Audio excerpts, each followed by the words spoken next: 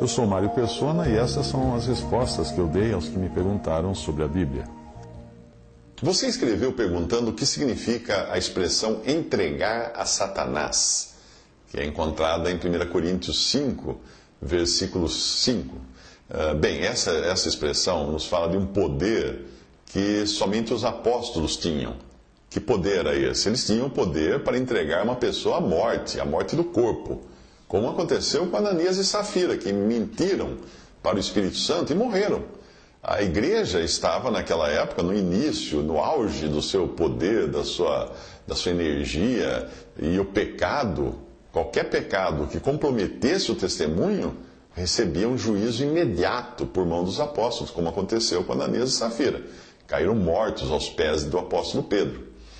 Hoje não existem mais apóstolos, portanto, nenhum de nós tem o poder de entregar alguém a Satanás para a destruição da carne. Ou seja, para a morte do corpo. Isso não quer dizer perdição eterna, para a morte do corpo. O pecado para a morte, que fala em 1 João 5,16, é para a morte do corpo. Ali diz assim: se alguém vir pecar seu irmão, pecado que não é para a morte, orará e Deus dará vida àqueles que não pecarem para a morte. Há pecado para a morte, e por esse não digo que ore. Toda iniquidade é pecado, e há pecado que não é para a morte. 1 João 5, 16 a 17. Mas o que é um pecado para a morte? É um pecado que um crente comete. Quando um crente deliberadamente quer continuar pecando, vivendo uma vida de pecados graves, sérios, que comprometem o testemunho aqui na terra, Deus pode tirar a vida desse crente, como fez com Ananias e Safira. Não se trata de tirar a salvação, mas tirar a vida dessa pessoa aqui na terra.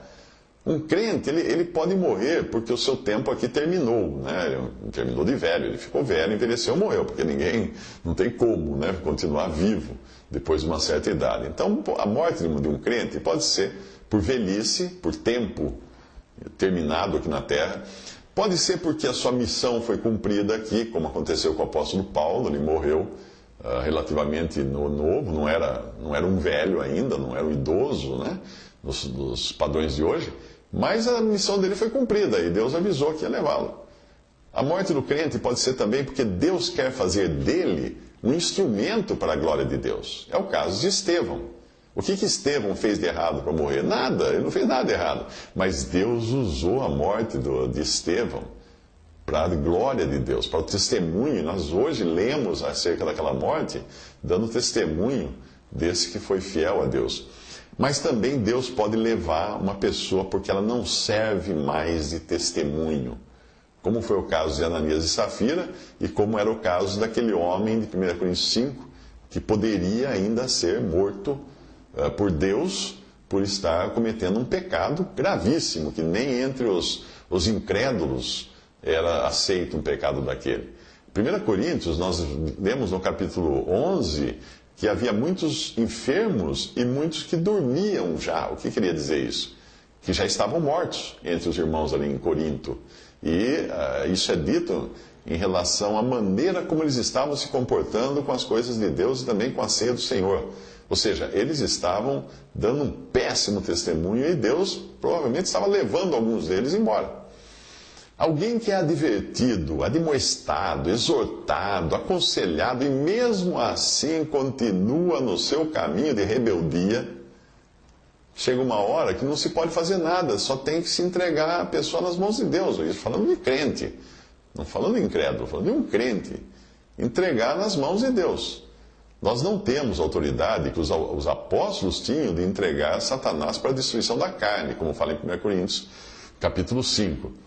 Mas, quando nós vemos uma pessoa que insiste, que confessa a Cristo como seu Salvador, insiste em viver em pecado, devemos apenas deixar nas mãos de Deus. E se Deus achar que aquilo é muito grave, é muito sério para o testemunho dessa pessoa aqui na terra, Ele pode simplesmente dizer: bom, agora chega, você já queimou muito o filme aí na terra, você já fez muita coisa errada. Você está dando um péssimo testemunho. Vem cá, vou te levar embora. Morre o corpo, mas a alma está salva. Como que pelo fogo é salva. mas sem galardão, né? É uma vida perdida, uma alma salva, mas uma vida perdida. E isso é triste quando nós vemos algum crente no Senhor Jesus chegar a esse ponto. Visite respondi.com.br. Visite 3minutos.net.